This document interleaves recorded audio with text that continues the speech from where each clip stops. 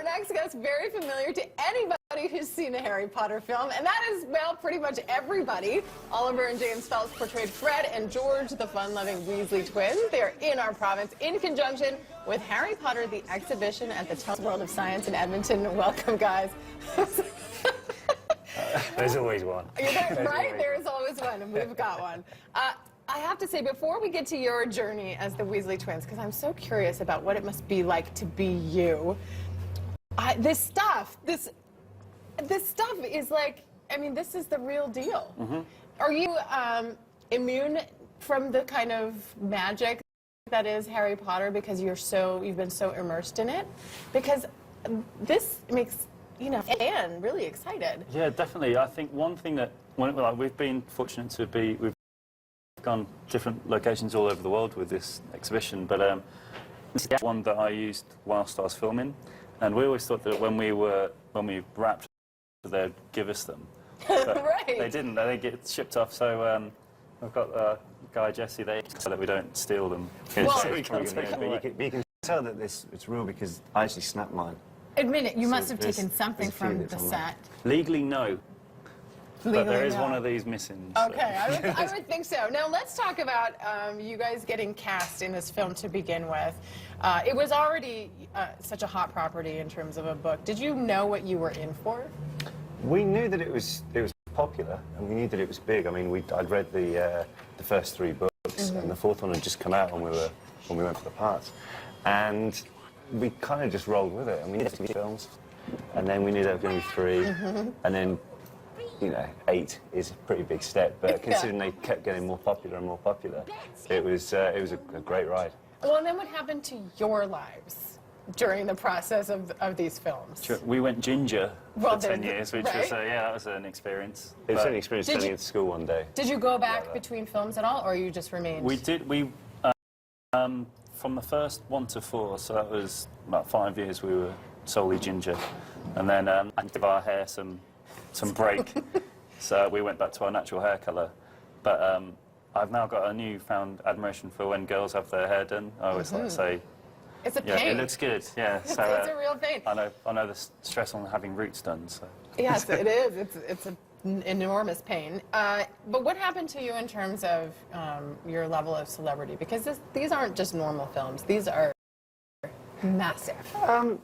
It was fun. I think we always say we had the best of both, because although we were in the film, people recognise us and chat to us and everything like that, we were still able to lead a normal life. You know, mm-hmm. When we weren't filming, I'd be at home with all my pals from school about them, and it was. I think we've had a great time, and it's been the best of both worlds. So you didn't feel like you had that experience where you had to sort of grow up in the public eye. You were actually able to just step back from the films on occasion. Yeah, I think we were very lucky with the characters that we have, because we can, we're not, it's not like Dan, Rip and Emma who were there fully all the time, so whenever we'd go out with those guys, but like we're very good mates with Rupert, so that would be intense, but mm-hmm. then when we were able to have a bit of a step back at that point, and also the characters that we play, they're kind of like the cheeky guys, and people just want to hang out when we're out, which is pretty cool. That is pretty cool.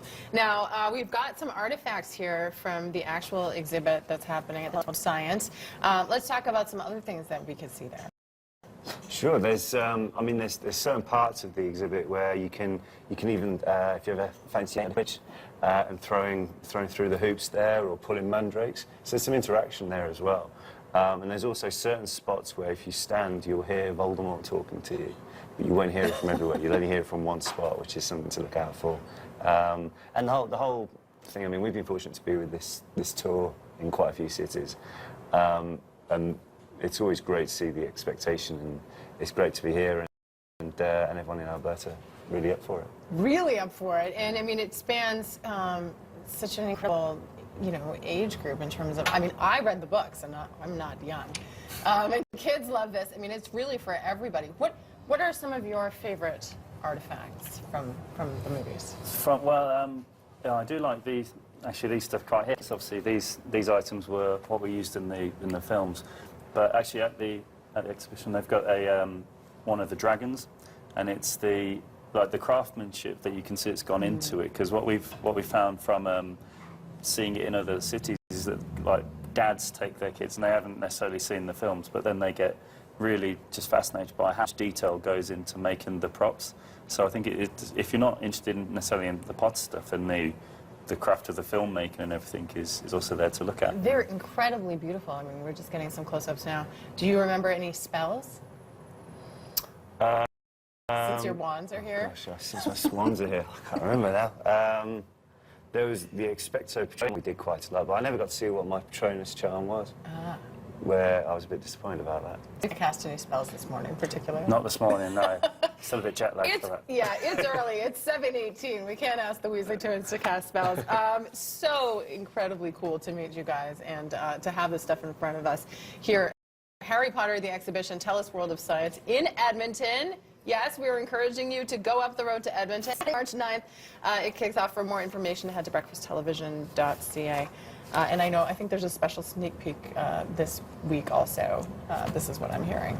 Is this true? There may be. There may be. Thank you.